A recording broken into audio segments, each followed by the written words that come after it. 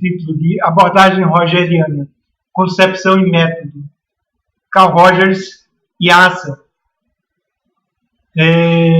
Quando nós enfatizamos o aspecto da ação na abordagem de Carl Rogers, né, nós o fazemos porque a abordagem rogeriana é eminentemente fundamentada na questão da ação, é eminentemente fundamentada na vivência da ação. Né? Nós poderíamos, em se tratando de Carl Rogers, enfatizar também a compreensão. Né? Nós sabemos que a compreensão empática, né?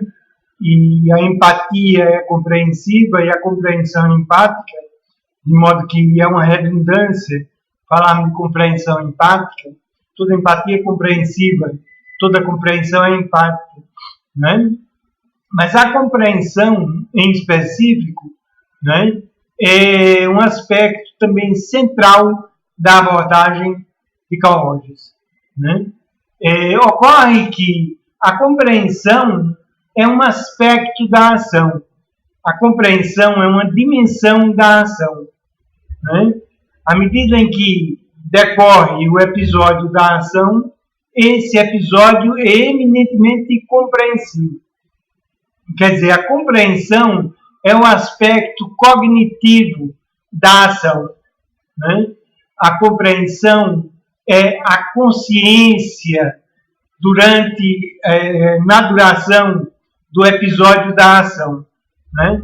De modo que quando Rogers se centra na ação e na compreensão, ele está se centrando eminentemente no mesmo fenômeno, o fenômeno da ação. Né? Porque a ação é que é o fenômeno, a ação é fenomenológica, né? E a ação é eminentemente compreensiva, é eminentemente compreensão na duração específica de cada um de seus episódios. Né? Então, falar de compreensão e falar de ação é falar de aspectos simultâneos, né? Do mesmo interesse da abordagem rogeriana. A ação que é compreensão, a ação que é compreensiva. Toda ação é compreensão e toda compreensão é um episódio da ação. A ação é vivida no pathos, ou seja, no modo pático de ser, que é o modo de ser vivencial, fenomenológico, existencial da ação. Então, Carl Rogers, né, centrou a sua abordagem, né, no que ele veio a chamar de tendência atualizante. Né?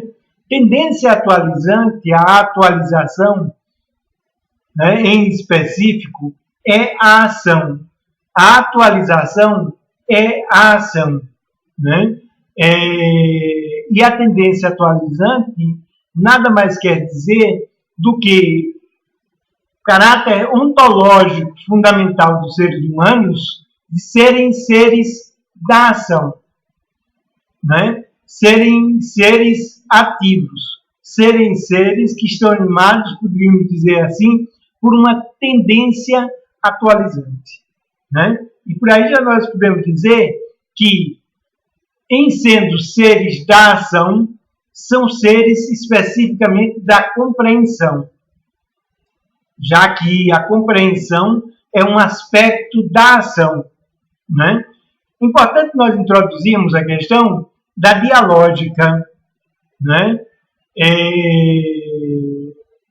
Porque é extremamente importante na concepção e no método rogeriano. Né? A ação é eminentemente dialógica. Né? E isso quer dizer, em particular, que além de ser compreensão, a ação é relação dialógica. Né? A ação, em particular, dá-se no modo ontológico de nós sermos. nós somos dois modos de sermos, o modo ontológico e o modo não ontológico, o modo ôntico. O modo ontológico é todo ele vivido como ação, né? Os momentos de duração do modo ontológico de nós sermos são todo ele vivência de ação e de compreensão, né? E são eminentemente dialógicos, né?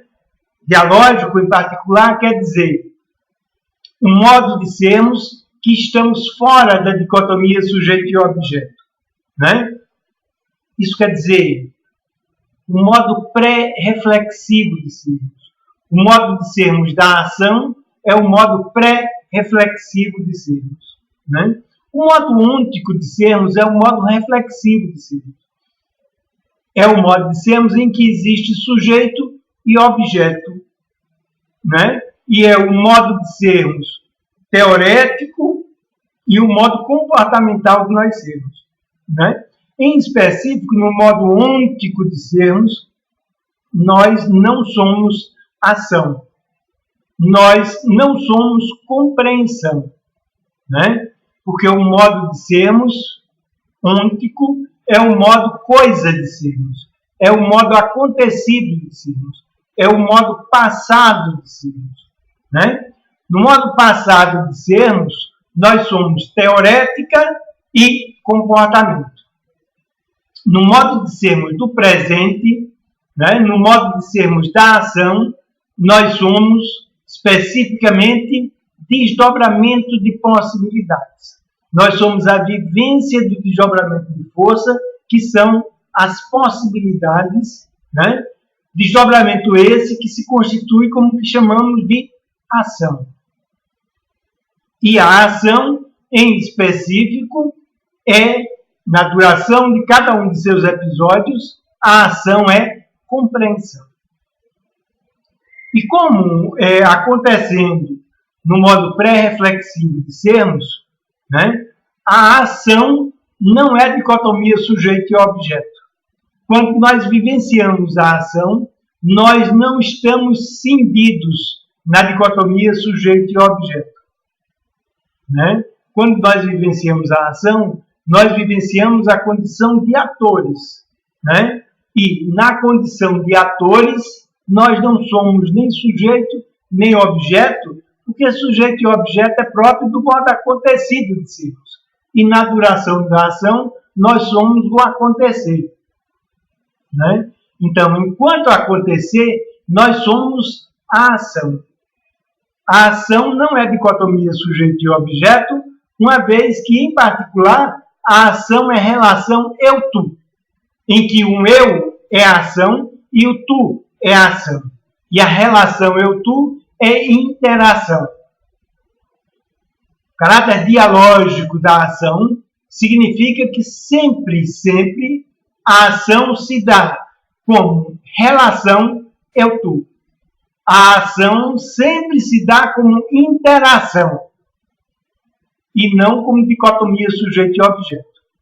Na dicotomia sujeito e objeto, o sujeito é coisa, o objeto é coisa. O sujeito é acontecido, o objeto é acontecido. Na interação da dialógica, no modo de sermos da ação, o eu é a ação e o tu é a ação. Então, no modo de sermos da ação, não vigora a dicotomia sujeito e objeto, mas a interação entre o eu e o tu, que são ambos ação. De modo que a relação eu-tu é a dinâmica da ação, que é eminentemente compreensiva, que é eminentemente compreensão.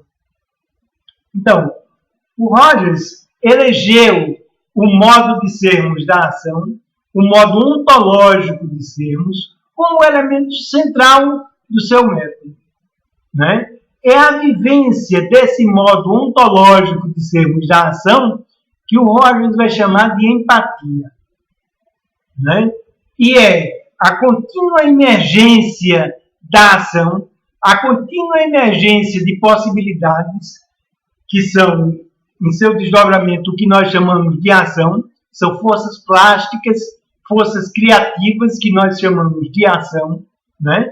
É a emergência contínua de possibilidades na dialógica compreensiva da ação, no modo de sermos da ação, que o Roger chamou de tendência atualizante.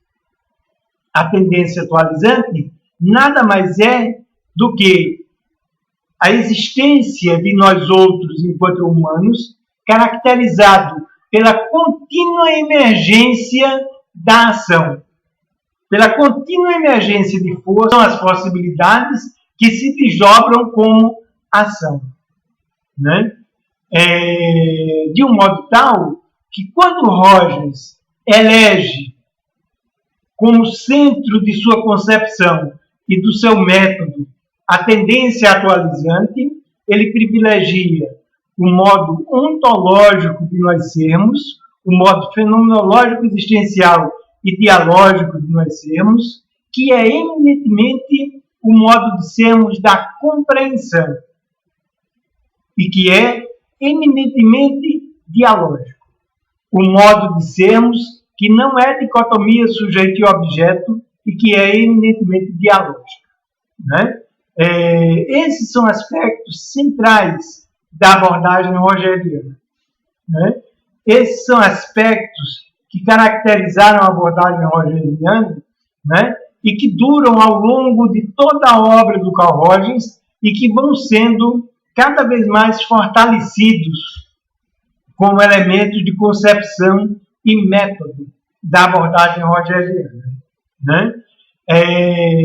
Esses elementos perduram, inclusive, quando o Rogers vai trabalhar com grupos, né?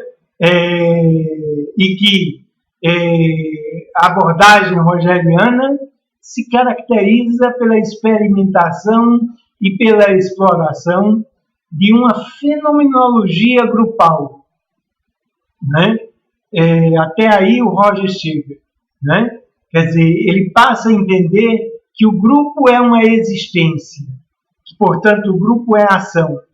Do mesmo modo que ao nível individual, a existência é o que nós chamamos de modo de sermos da ação, né? E o Rogers entende que isso ocorre em termos de grupo, né?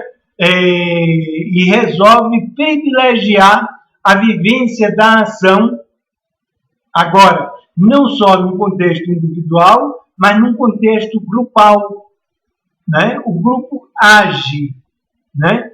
O grupo e seus participantes no contexto do grupo agem. Essa ação é fenomenológica, né? E essa ação é eminentemente compreensão, né? E essa ação é eminentemente dialógica, né? Então, Rogers, né, desenvolve uma obra muito significativa em termos de psicologia, uma obra que tem um futuro muito grande ainda a partir de agora, a partir de um momento em que o Rogers já não está mais entre nós, né, mas que tem um potencial enorme em termos de futuro, na medida em que o Rogers, né, experimenta e desenvolve uma abordagem centrada fundamentalmente na compreensão e no acontecer ontológico, no acontecer vivencial humano e na dialógica, né? Epistemologicamente, nós podemos dizer assim, Rogers é extremamente importante, não só em termos de psicologia e de psicoterapia. Rogers é importante para a ciência de um modo geral. Muito importante para a ciência de um modo geral e muito importante para as ciências humanas de um modo particular, né? Porque o Rogers vai entender que existe uma epistemologia das coisas e uma epistemologia do humano. Que existe uma epistemologia do acontecido, uma epistemologia do passado e uma epistemologia do acontecer, uma epistemologia do presente, né? E que a compreensão é essa epistemologia do presente. A explicação é uma epistemologia do passado, importante, né? Mas é uma epistemologia das coisas, é uma epistemologia do acontecido. Rogers não só entende que existe uma epistemologia do humano enquanto epistemologia do acontecer, né? Como entende que a compreensão é o caminho, é a metodologia fundamental, como já indicava Dilthey, para uma epistemologia das ciências humanas. Em particular, a epistemologia das ciências do acontecer. Teoria e comportamentalismo são fundados numa epistemologia do passado, do acontecido, né? Mas o ser humano não é passado, né? O ser humano é passado também, né? Mas o que existe de ontológico no ser humano é que ele é acontecer, né? Isso significa dizer que ele é ação. No modo ontológico de nós somos ação, né? E a ação em específico quer dizer existência. Nós somos existência, né? A existência é a ação. E a ação é eminentemente compreensão. No modo de sermos fenomenológico existencial da ação, nós vivenciamos o modo de sermos da compreensão. E vivenciamos o modo dialógico de sermos, né? De um modo tal que o que é da ordem da existência, o que é existencial, em termos obviamente humanos, né, não pode ser acessado a não ser pela via da dialógica, que é a via da compreensão, e que são a grande via da ação, né? A ação, a dialógica, a compreensão são a via de uma epistemologia do ontológico em termos humanos, daquilo que existe de essencial enquanto aparência fenomenológica do ser humano, né?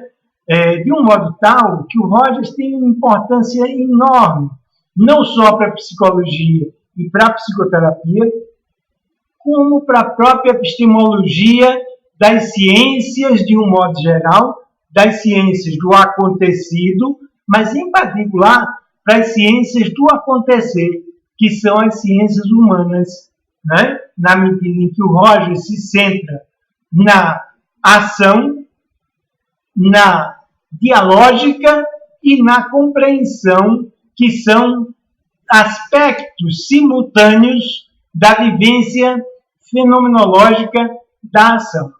Ação, dialógica e compreensão são característicos do modo existencial de nós sermos, do modo fenomenológico existencial de nós sermos, que é o modo de sermos da ação, né?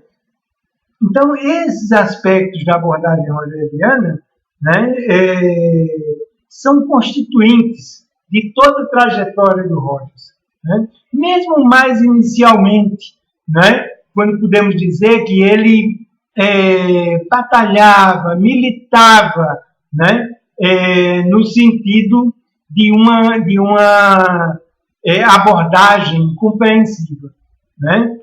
Num primeiro momento, a abordagem rogeriana, né, se designa como uma abordagem não diretiva, né? Nesse momento, né, o Rogers vivia num meio extremamente moralista, um meio religioso, né,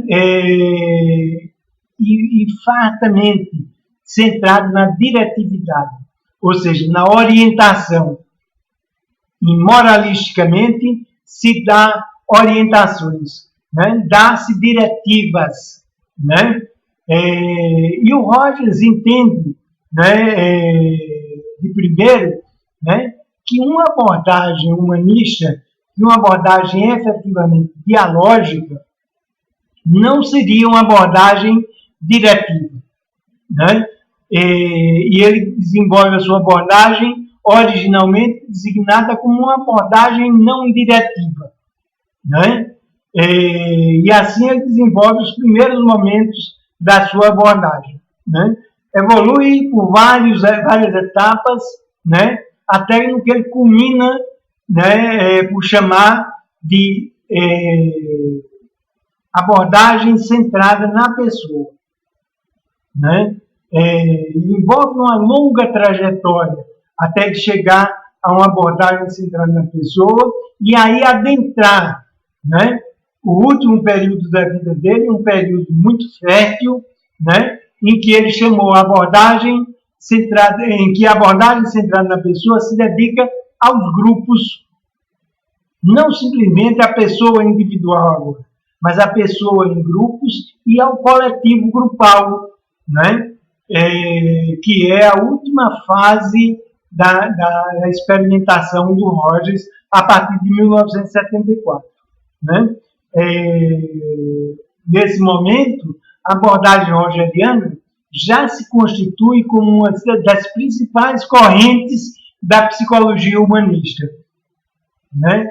A psicologia humanista é uma corrente de psicologia que é assim designada nos Estados Unidos a partir de um certo momento, na década de 50 e 60, né? E que era simplesmente uma corrente que integrava, né, todas as abordagens que não eram psicanalíticas nem comportamentais, né, que eram abordagens humanistas, né. O caráter humanista da abordagem rogeriana é bastante complexo, bastante profundo, né, no sentido original do humanismo, né? O humanismo, em particular, né, o humanismo que se revela nos artistas do Renascimento, por exemplo, né, tem sua característica fundamental numa valorização da experiência humana, da vivência humana. E nós poderíamos dizer assim, uma valorização da compreensão e não da explicação, e não da teoria, né? E não dos dogmas, e não dos princípios, né? Mas uma valorização na vivência da compreensão, né? E, em particular, na vivência da compreensão, né, está constituída, né, toda o aprimoramento, o desenvolvimento da individualidade humana, né? Não existe humanismo sem uma valorização da individualidade, né? O humanismo não é um individualismo, né? Como Marx dizia, o ser humano individual é o ser social por excelência, né? Quanto mais nós descobrimos a individualidade da gente, mais sociáveis nós somos, ontologicamente. De modo que individualidade, o desenvolvimento da individualidade não significa um individualismo, mas a descoberta do caráter social do indivíduo humano como ser social por excelência, né? E se vivia num tempo, quando Rogers começa a desenvolver a abordagem dele, né, em que existe um atentado violentíssimo contra o humanismo, contra o indivíduo humano, né, que foi o nazismo na Alemanha, né, na década de 40. Né? O nazismo, por excelência, era um anti-humanismo e se colocava contra o desenvolvimento da individualidade humana. Então, não é de se estranhar, né, que surja, né, nos Estados Unidos, nas décadas posteriores, uma psicologia humanista, né? E a psicologia humanista é fundamentalmente representada pela obra do Carl Rogers, como é representada pela gestalterapia, né? Que são abordagens humanistas que buscam resgatar o valor da individualidade humana, o valor da singularidade humana, o valor da pessoa enquanto ser social, né? O que significa resgatar o valor da perspectiva da vivência humana, o valor da compreensão, né? E o valor da dialógica. Todos eles valores característicos, né, da pessoa humana e de uma abordagem humanista, né? Então, Rogers, nessa perspectiva, começa trabalhando com crianças, né? E aos poucos ele vai evoluindo para a psicoterapia, né? Para a psicologia e para a psicoterapia, né? E tem encontros cruciais ao longo desse desenvolvimento dele na psicologia e na psicoterapia. Um deles é o encontro com Otto Rank, né? Otto Rank, o psicanalista europeu, né, tinha emigrado para os Estados Unidos, e Otto Rank passa a desenvolver o magistério na Universidade da Pensilvânia, né? E Rogers, como adentrava a chamada psicologia clínica, né, ele, sabendo que o Otto Rank era professor na Universidade da Pensilvânia, ele manda seus alunos estudarem na Universidade da Pensilvânia com Otto Rank, né? E depois o próprio Rogers vai estudar com o Otto Rank. No início ele se fascina, né? Mas depois ele começa a rejeitar certos aspectos da perspectiva do Otto Rank, né? E se afasta um pouco do Otto Rank, né? Mas o Otto Rank, naquele tempo, já preconizava, né, elementos fundamentais de constituição do ser humano e de constituição de uma abordagem de psicologia e de psicoterapia, né? Quais sejam, por exemplo, né? Existe uma força vital, né? E que se manifesta como existência humana, né? E perder essa força é adoecer. Empobrecer essa força existencial é adoecer, né? O Otto Rank dizia, por exemplo, a existência humana é muito mais aparentada da arte do que da ciência. Uma abordagem de psicologia e de psicoterapia precisa ser muito mais aparentada da arte do que da ciência, né? Relação é muito mais importante do que técnica. Uma psicoterapia efetivamente direcionada aos seres humanos é muito mais relacionada à arte, à metodologia da arte, do que a uma metodologia científica. Porque os seres humanos são muito mais aparentados ao modo de ser de funcionamento artístico do que ao modo científico de ser. É importante valorizar a pessoa, né? Tudo isso dizia Otto Rank, né? Mas o Rogers, no primeiro momento, pressionado pelo cientificismo da academia norte-americana, ele se afasta um pouco do Otto Rank e quer uma abordagem científica, uma abordagem que tenha técnicas definidas, uma abordagem que não seja associada à arte, coisas do gênero, né? Depois ele volta ao Otto Rank, ele se aproxima do Otto Rank novamente, quer dizer, não tanto em termos pessoais, mas em termos de concepção. E toda a abordagem rogeriana tem uma marca profunda do Otto Rank, né? E o Otto Rank, em particular, tinha uma perspectiva nietzschiana. As ideias de Otto Rank derivavam da filosofia da vida do Nietzsche, né? O Otto Rank se dizia um filósofo, um psicoterapeuta nietzschiano, né? Então ele dizia assim: eu estou para Freud como Nietzsche está para Schopenhauer. Quem conhece o pessimismo de Schopenhauer sabe o que quer dizer essa frase, né? Então o Otto Rank se sentia muito mais aparentado ao Nietzsche do que ao Freud. E é nessa condição que ele tem uma influência fundamental sobre o Carl Rogers e sobre o desenvolvimento de toda a sua obra. Um outro encontro significativo do Carl Rogers nessa época, né, é o encontro dele com o Kurt Goldstein, né?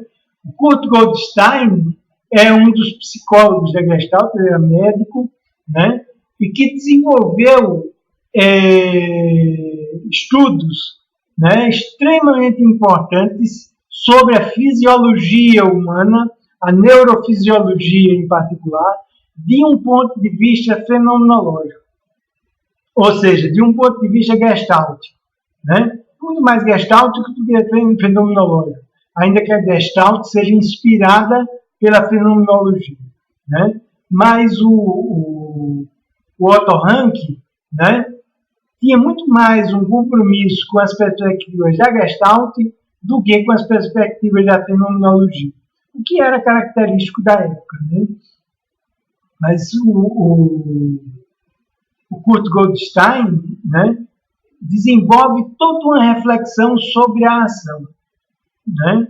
E ele desenvolve, né, os conceitos de tendência atualizante, de autoatualização, de organismo, de experiência organísmica, né? E uma série de outros conceitos que, junto com esses, vão ser extremamente importantes para o desenvolvimento do Carl Rogers em termos de concepção e de método de sua abordagem.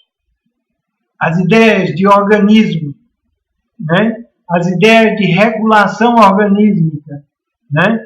As ideias de tendência atualizante, as ideias de autoatualização, né, não são ideias que são originalmente do Carl Rogers. São ideias que são especificamente desenvolvidas pelo Kurt Goldstein e que são assimiladas e desenvolvidas dentro do contexto de sua abordagem pelo Carl Rogers, né? Por aí, por esse encontro com o Otto Rank, mas depois, através de um encontro com o Mark Wertheimer, né, que veio da Europa também para os Estados Unidos, né, o Carl Rogers tem um encontro extremamente importante com a fenomenologia através da psicologia da Gestalt, né? Max Wertheimer é um dos que tem a melhor elaboração, né, da ideia de Gestalt, né? E o Carl Rogers sofre uma influência importante do Max Wertheimer, da psicologia da Gestalt e por aí da fenomenologia. Ainda em 1942, o Carl Rogers ajuda a traduzir o livro Existence, né, que é o primeiro livro de psicologia e de psicoterapia fenomenológico existencial publicado nos Estados Unidos, né, e que é patrocinado, né, que tem a edição patrocinada pelo Abraham Maslow e pelo Rollo May, né? O Rollo May e o Abraham Maslow publicam o primeiro livro de psicologia fenomenológica existencial nos Estados Unidos. Livro esse que, originalmente publicado na Europa, era organizado pelo Ludwig Binswanger, né, e pelo Medard Boss, né? Então, já em 1942, o Rogers tem um contato com o humanismo fenomenológico, vamos dizer assim, que vai permanecer ao longo de toda a sua abordagem, né? Então, ele desenvolve, né, toda uma prática dedicada a entender as condições da ação, as condições da tendência atualizante, as condições de operação da tendência atualizante, né? E nesse percurso de entender como é que se pode potencializar a expressão da tendência atualizante, né, ele entende que três condições são fundamentais, né, para se criar um clima no qual prepondere a operação da ação, da tendência atualizante. A vivência da ação, a vivência da tendência atualizante. No caso, na relação entre o profissional e o cliente de psicologia e de psicoterapia, né? Então, ele entende que 3 características são fundamentais, né? Uma consideração positiva incondicional pela vivência do outro. Na medida em que o outro se sente respeitado, né, em sua vivência particular, pessoal, né, que ele pode se disponibilizar para a vivência da ação, né? Como segunda condição, o Carl Rogers entendeu que a compreensão empática é uma segunda condição, né? E que, em terceiro lugar, é importante como condição, né, uma genuinidade do terapeuta.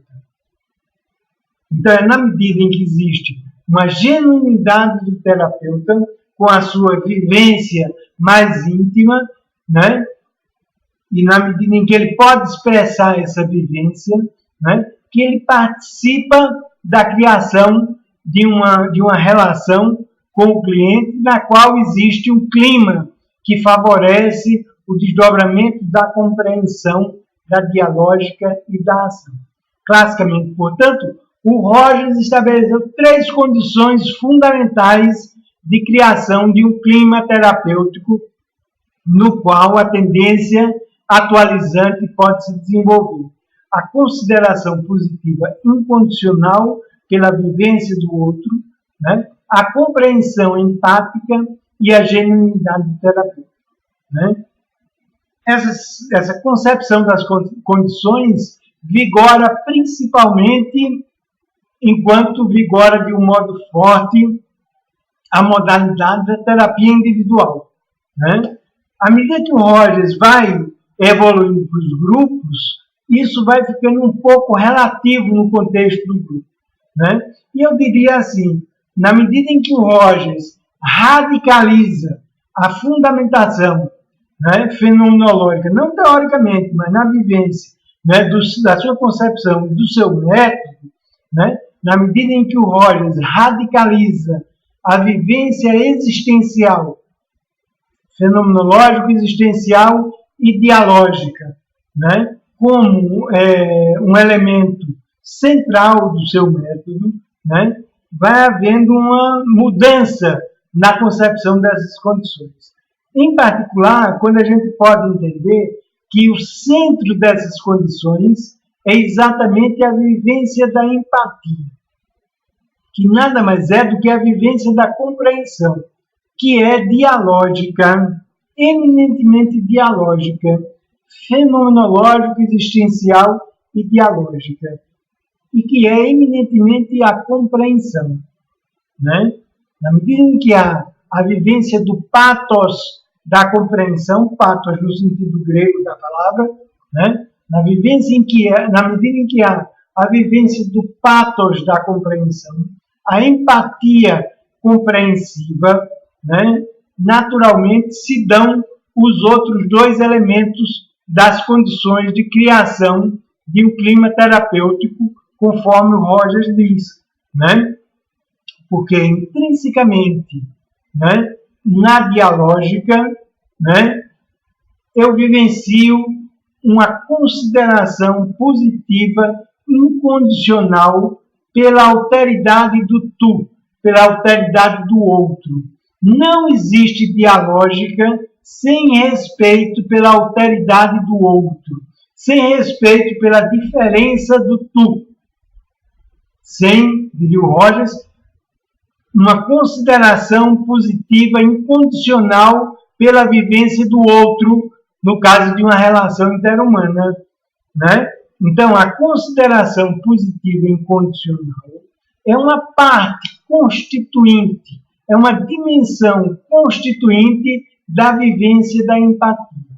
Só se estabelece a empatia quando existe, e só dura a vivência empática, quando existe uma consideração positiva incondicional pela vivência do outro, né?